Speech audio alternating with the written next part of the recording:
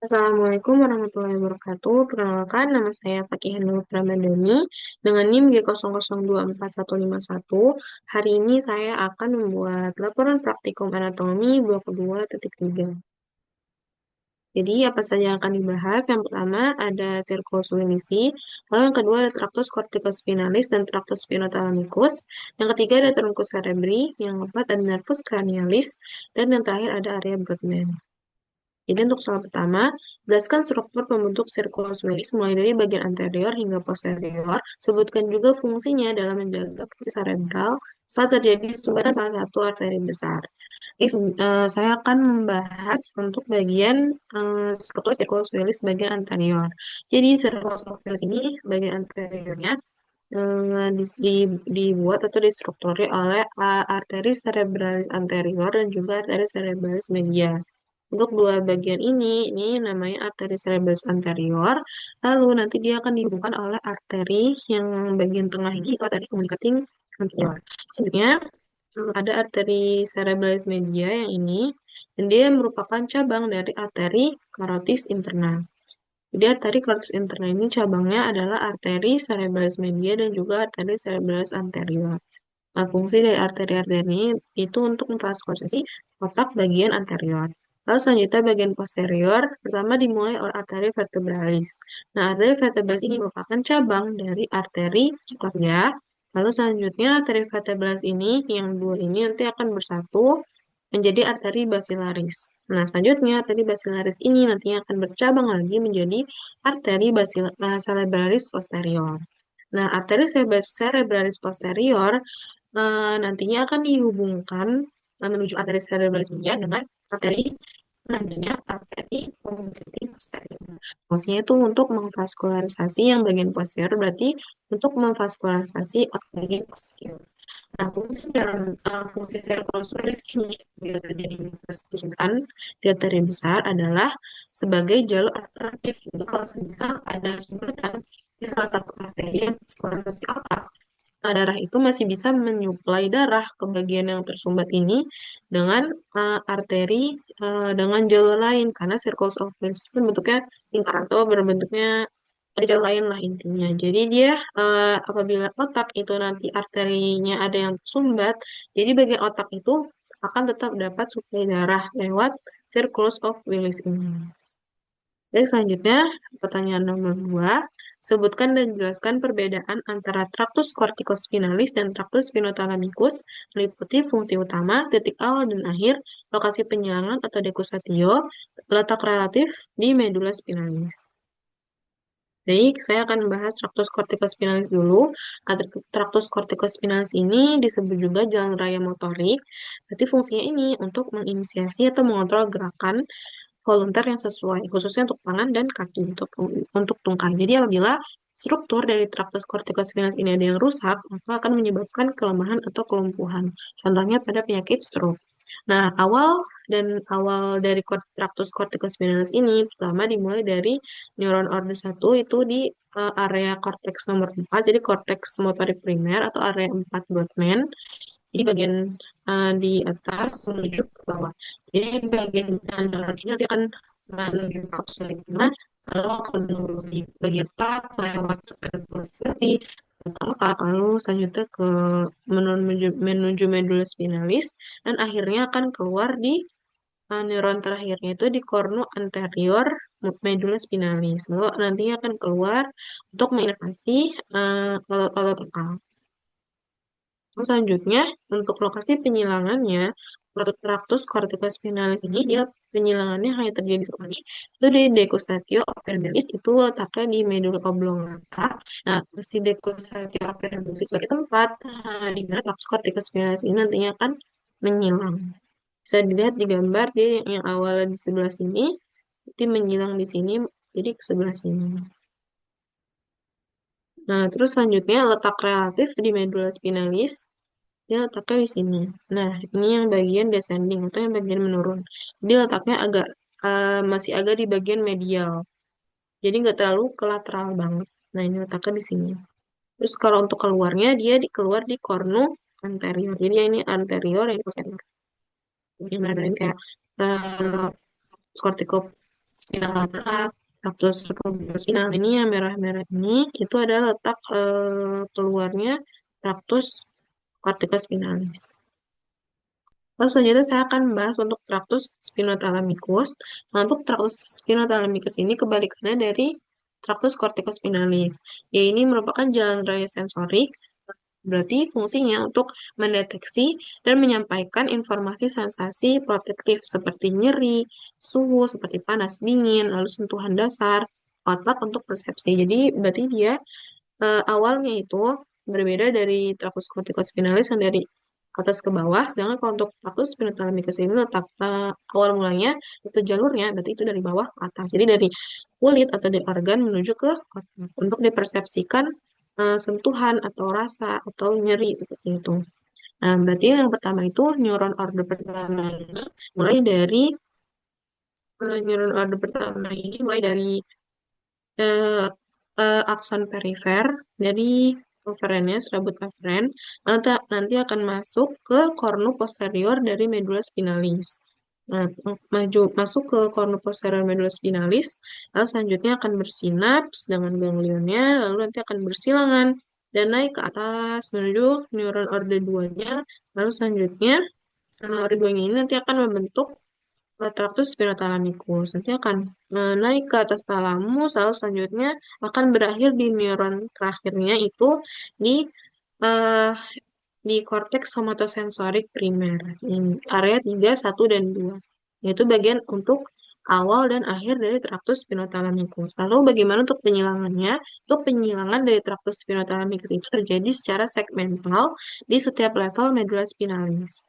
Jadi dia juga menyilang lewat komisura alba anterior setinggi 1 sampai 2 segmen di atas masuknya serat sensorik. Jadi serat sensorik dari kiri tubuh akan bersilangan ke kanan. Itu terjadi setiap segmental di level medula spinalis. Lalu bagaimana untuk letak relatif di medula spinalisnya? Dia letak relatif di medula spinalisnya itu dia di bagian anterolateral, di bagian depan dan di lateral. Bisa dilihat yang biru ini, traktus ascending yang naik ke atas, itu untuk traktus spinothalamicus yang biru, letaknya lebih lateral daripada untuk traktus corticospinalis. Ini yang biru. Baik, selanjutnya untuk pertanyaan nomor 3, sebutkan pembagian trunkus cerebri, batang otak, dan minimal 2 struktur penting dari mesencephalon, pons, medula, dan juga medula oblongata. Jadi untuk pembagian trunkus cerebri, jadi trunkus cerebri dibagi menjadi 3, pertama ada mesencephalon atau midbrain, lalu selanjutnya ada pons, dan juga medula oblongata. Jadi mesencephalon ini, lalu pons, dan juga medula oblongata. Baik, selanjutnya untuk yang di print atau misalnya sepalan, jadi ini bentuknya kalau melihat di atas yang dipotong seperti ini, jadi terlihat seperti Mickey Mouse. Jadi yang ini bagian telinganya, itu krus cerebri, dan ini pedunculus cerebri, ini yang bagian wajahnya ini adalah mesencephaly. Nah, antara pigmentum mesencephaly dan pedunculus cerebri dipisahkan oleh substansia nigra. Nah, ini pedunculus cerebrinya. Terus selanjutnya di semester satuan ini juga ada struktur penting yang tadi adalah substansia nigra yang warnanya abu-abu atau hitam. Jadi dia ini sebagai nukleus motorik yang besar. Terus kenapa berwarna hitam? Karena pigmen melanin yang terkandung di dalam badan sel saraf yang ada di substansia nigra ini. Jadi dia fungsinya untuk eh, memproduksi dopamin. Makanya warnanya itu karena ada hasil sampingnya itu dan yang berbenarnya. Sebenarnya struktur yang penting juga yang ada di mesencephala adalah ada corpus of Sylvius. Jadi dia ini sebagai saluran yang menghubungkan ventriculus tertius dengan ventriculus quadratus. Nah, ini bagian dari yang penting dari mesencephalon. Terus selanjutnya juga ada nukleus oculomotor yang juga awal mulanya ada di mesencephalon. Jadi nanti akan keluar dari mesencephalon si nukleus oculomotor ini. Baik, selanjutnya saya akan membahas untuk bagian pons. Nah, untuk pons ini dia seperti ini, jadi seperti badan Patrick. Nah, dia ini kalau misalnya bagian dilihat dari ventral atau depan, ini disebutnya pars basilaris. Lalu kalau untuk ini bagian belakangnya atau dorsal, itu disebutnya pars tegmentalis pontis. Untuk bagian depannya dulu, struktur yang penting dari pons bagian ventral ini pertama ada sulcus basilaris pontis yang kayak seperti mencekung tuh. Nah, sulcus basilaris pontis ini sebagai tempat untuk tadi basilaris. Lalu selanjutnya ada juga tempat-tempat keluar nervus yang keluar di sini. Contohnya ada nervus ketujuh atau nervus facialis. Ini yang keluar di bagian angulus porta, porta cerebellaris sama seperti nervus vestibulocochlearis. Lalu selanjutnya ada nervus trigeminus keluar juga dari pons lewat nervus vagus. Lalu selanjutnya ada nervus abducens yang keluarnya dekat dari sulcus bulbopontinus. Nah, terus selanjutnya kalau untuk bagian dorsalnya, nah ini bentuknya kalau misalnya bisa digambar, ini seperti diamond gitu, kayak ini gitu, ini. Lalu untuk bagian atasnya itu bagian atasnya ini disebut pars tegmentalis, sedangkan bagian bawahnya itu disebut facies dorsalis dari medula oblongata. Baik, selanjutnya saya akan membahas untuk bagian medula oblongata. Nah, ini medula oblongata yang ini. Nah, medula oblongata ini penting untuk dari ventral atau bagian depan. Ini pertama ada sulcus ventrolateral. Nah, ini sulcus ventrolateral. Ini juga nanti akan dilewati sama nukleus dari nervus vagus. Lalu selanjutnya, yang ketiga dari stadium A ini letaknya tadi sebagai tempat persilangan dari tractus corticospinalis. Lalu selanjutnya ada oliva, yang ini olive. Nah, ini dia sebagai struktur yang berbentuk penonjolan karena ada pendesakan dari nukleus olivarius. Lalu selanjutnya ada visura mediana anterior ini sebagai bagian tengahnya. Lalu ada piramid. Nah, ini sebagai struktur yang berbentuk penonjolan karena pendesakan dari tractus corticospinalis. Lalu samping dari sulcus ventrolateral ada juga sulcus posterolateral. Nah, untuk bagian penting dari medula oblongata ini dia juga sebagai keluaran nervus cranialis. Itu ada nervus 9, 10, 11, dan 12. Nah, untuk nervus 9 ini karena ada nervus glossopharyngeus itu keluar dari sini cabang yang besar ini yang kecil ini. Nah, selanjutnya yang nervus 10 ini nervus vagus keluar dari sini, dan nervus 11 ini nervus accessorius keluar di sini, dan yang cabang bagian bawah ini nervus terakhir nervus 12 khusus. Baik, selanjutnya pertanyaan nomor 4. Nah, ini jelaskan asal-usul, nukleus, dan fungsi dari tiga nervus cranialis motorik murni, serta akibatnya pada apa motor neuron dan lawan motor neuronnya. Jadi untuk nervus cranialis motorik murni itu ada tiga, nervus 3 atau nervus okulomotor, lalu ada nervus 4 atau nervus trochlear, dan juga nervus 6 atau nervus abducens. Jadi untuk nervus ini sama. Nah, untuk asal-usul, pertama saya akan bahas untuk nervus okulomotornya. Jadi nervus okulomotor ini nukleus asalnya ini pertama di mesencephalon tadi. Nah, ini mesencephalon. Nah, dia awalnya keluar dari mesencephalon atau midbrain setinggi colliculus superior, terus ventral aqueductus cerebri atau selvi yang tadi. Nah, fungsi dari nervus okulomotor ini sebagai motorik somatik dengan menginervasi 4 otot ekstraokuler. Nah, bisa dilihat di gambar yang sebelah sini, dia menginervasi musculus rectus superior, musculus rectus inferior, terus musculus obliquus inferior, dan juga musculus rectus medial. Nah, berarti fungsinya untuk menggerakkan bola mata sesuai dari musculus okulomotor tadi. Nah, terus selanjutnya selain untuk motorik dari bola mata, dia juga untuk secara motor atau parasimpatis dengan menginervasi musculus interpupil dan musculus ciliaris. Jadi supaya pupil itu bisa mengecil. Dan selanjutnya, apabila terjadi lesi di upper motor, biasanya kalau terjadi upper motor neuron dari nukleus okulomotor ini biasanya sangat minimal atau tidak ada defisit karena nukleus okulomotor ini menerima input kortikalnya secara bilateral. Bagaimana kalau lesi di lower motor neuronnya? Nah, kalau misalnya terjadi lesi di lower motor neuron, itu nanti akan terjadi ptosis yang pertama. Nah, ptosis itu apa? Ptosis itu di mana keadaan ketika kelopak mata itu tidak bisa naik. Karena kan tadi dia fungsi dari nervus oculomotor ini untuk memvaskularisasi atau menginervasi muskulus levator palpebrae superior yang untuk mengangkat kelopak mata. Jadi kalau misalnya lesi, berarti nanti kelopak matanya nggak bisa terangkat karena muskulusnya nggak terinervasi. Jadi ptosis, kelopak matanya turun.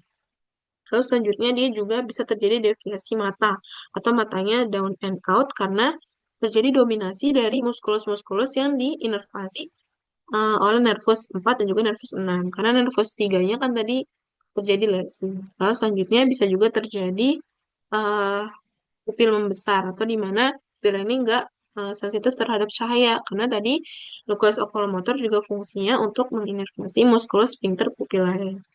Terus selanjutnya saya akan bahas untuk nervus keempat atau nervus troclear. Nah, awal mula atau asal-usul dari nervus troclear ini dia juga sama seperti nervus 3, keluar dari mesencephalon, tapi dia setinggi pellicus inferior. Namun sama, itu lebih ke ventral, ventral dari aqueductus silvi atau aqueductus cerebri. Nah, terus soalnya nanti menyimak secara dorsal meninggalkan otak sebelum keluar. Nah, fungsi dari nervus trochlear ini, fungsinya dia sebagai inervasi untuk musculus obliquus superior. Ini bisa dilihat yang trochlear yang biru. Nah, dia menginervasi musculus obliquus superior. Itu untuk membuat gerakan mata seperti memutar ke bawah bagian atau ke bagian bawah terus menuju ke medial. Jadi memutar mata ke bawah namun ke arah medial. Nah, selanjutnya apabila terjadi lesi, bagaimana kalau terjadi lesi di upper motor neuronnya untuk nervus cochlear? Nah, sama seperti nervus oculomotor, kalau misalnya terjadi lesi di upper motornya biasanya sangat minim atau tidak terjadi defisit karena nervus trochlear ini menerima inputnya kortikal secara bilateral. Tapi kalau misalnya terjadi lesi di lower motor neuron dari nervus trochlear ini, bisa terjadi yang pertama ada kesulitan depresi mata. Jadi matanya akan sulit untuk melirik ke bawah, memutar ke bawah, ke bagian medial. Terus bisa juga terjadi ekstrosi atau bagian mata yang terkena lesi itu bakal sedikit putar keluar. Jadi akan keluar gitu kayak terputar ke bagian lateral.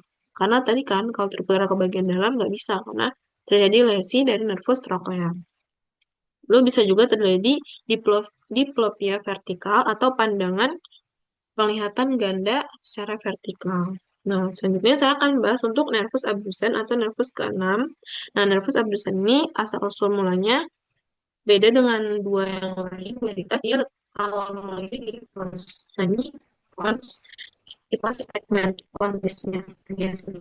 Nah, terus fungsi utama dari nervus abdusen ini yang pertama itu untuk motorik somatik dengan menginervasi musculus rectus lateralis. Lihat ini yang ini yang hijau. Nah, ini dia menginervasi rectus lateralis untuk mengabduksi atau gerakan mata itu bisa melirik ke lateral gitu. Nah, terus selanjutnya dia juga berfungsi untuk mengkoordinasi pandangan horizontal dengan neuron yang terhubung dengan nukleus oculomotor kontralateral.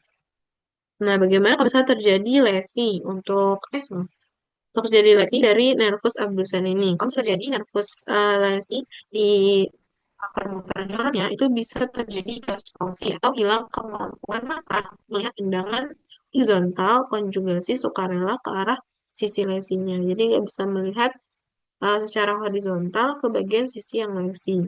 Lalu selanjutnya itu untuk upper motor. Kalau misalnya lesi terjadi di lower motor neuronnya, nah itu mata bisa buksi atau nggak bisa melirik ke lateral.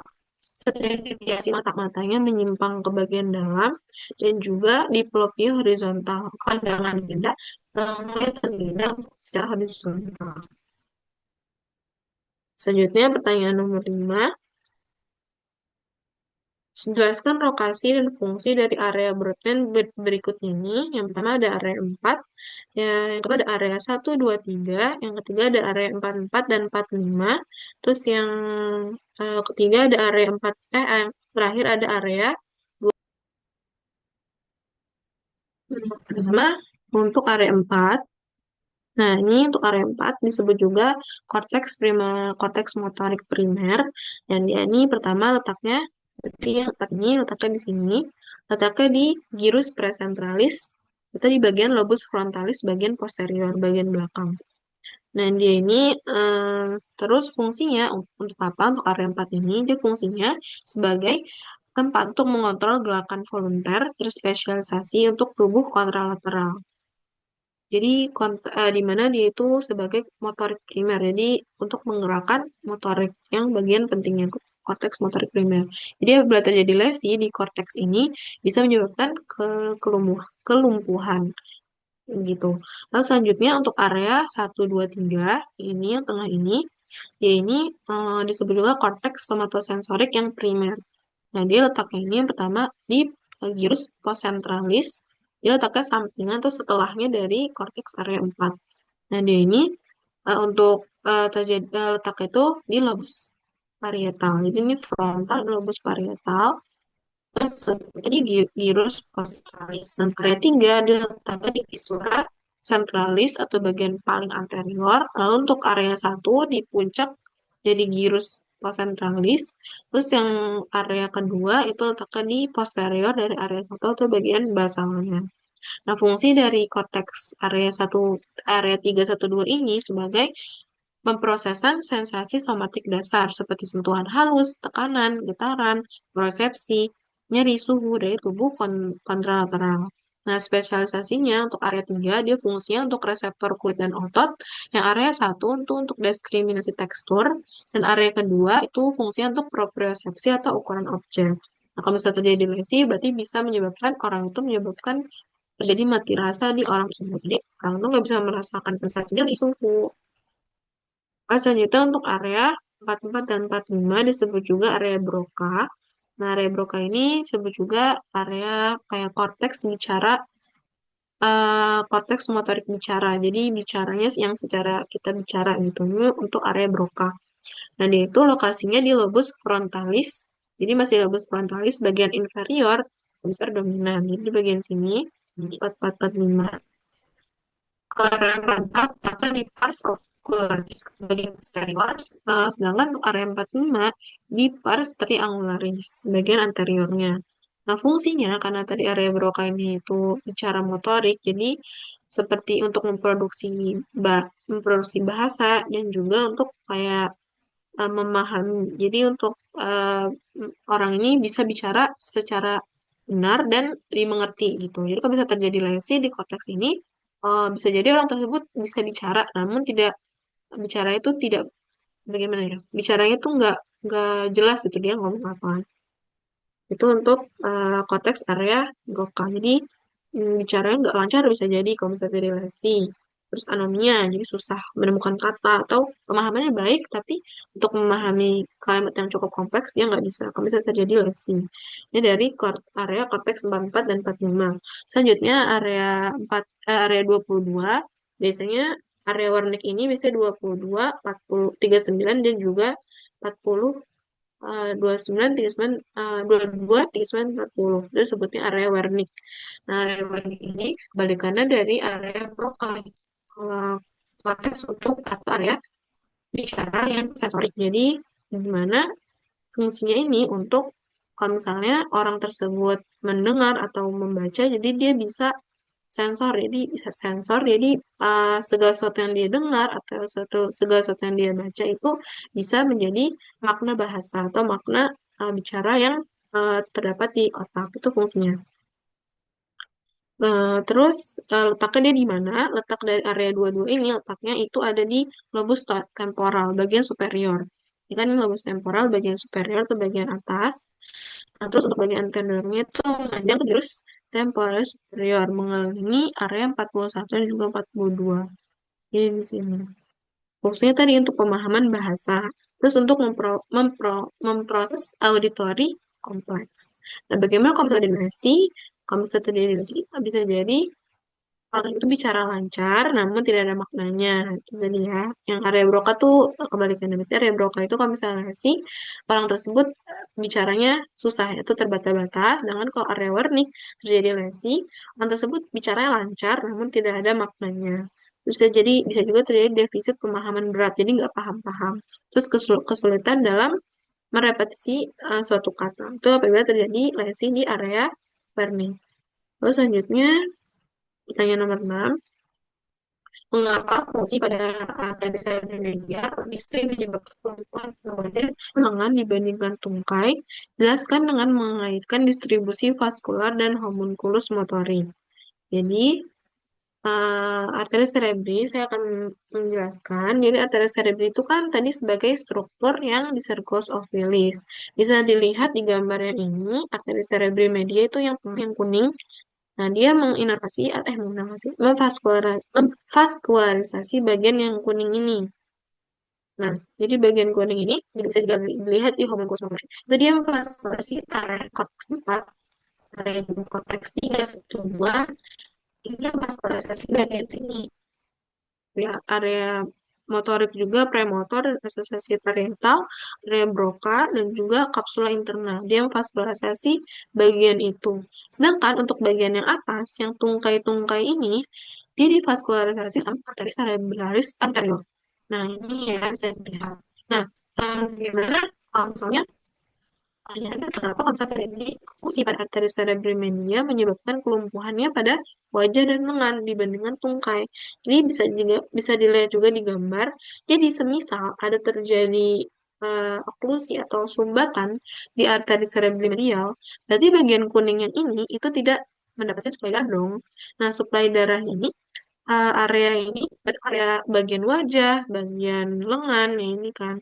Jadi area ini karena juga lebih besar, lebih lebih apa ya, lebih besar dan juga lebih di vaskularisasi sama arteri cerebral media, otomatis kalau misalnya terjadi sumbatan, berarti bagian wajah ini akan lebih terkena dibandingkan tungkai, karena tungkai ini nantinya lebih vaskularisasi oleh arteri cerebral anterior. Jadi seperti itu.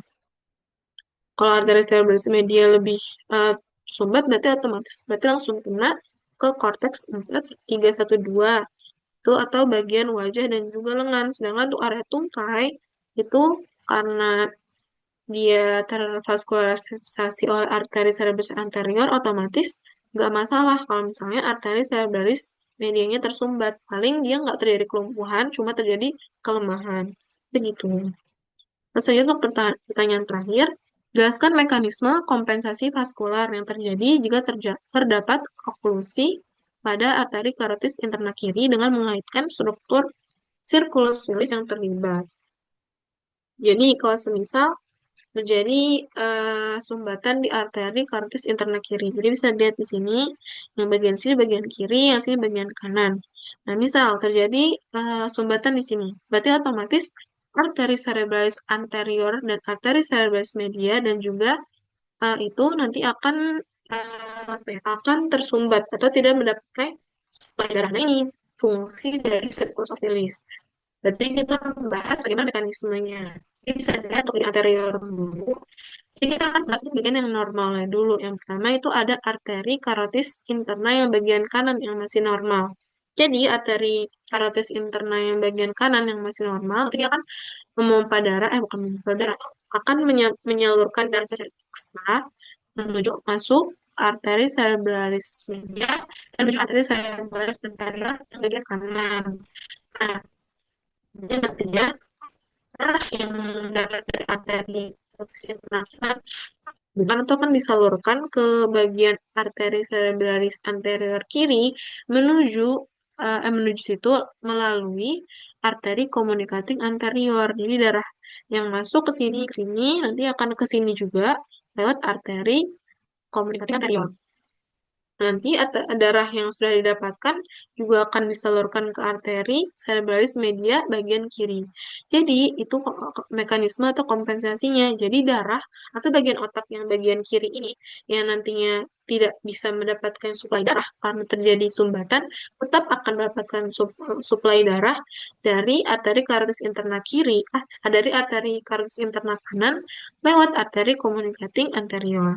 Jadi, area otak kiri itu bisa tetap mendapatkan suplai darah. Itu untuk bagian anterior kiri. Bagaimana dengan posterior kiri? Nah, karena posterior kiri ini dimulai dari arteri vertebralis yang masih normal, jadi sama saja namanya. Itu pertama mulai dari arteri vertebralis, terakhir masuk menuju arteri basilaris, lalu menuju arteri. cerebralis posterior kanan dan juga kiri. Nah, yang kirinya ini karena arteri posterior cerebral kiri, ya, arteri posterior cerebral kiri ini dihubungkan menuju arteri cerebralis media kiri oleh arteri communicating posterior. Jadi darah yang dia dapatkan bisa juga tersalurkan ke arteri cerebralis media kiri itu lewat arteri communicating posterior. Jadi darahnya itu tetap akan supply ke bagian kiri karena adanya circles of Willis ini yang dihubungkan yang atau jalur alternatif itu disertai oleh arteri communicating anterior dan juga posterior. Jadi area otak ini bagian kiri ini tetap akan mendapatkan darah. Jadi kerusakannya bisa eh, lebih minimum.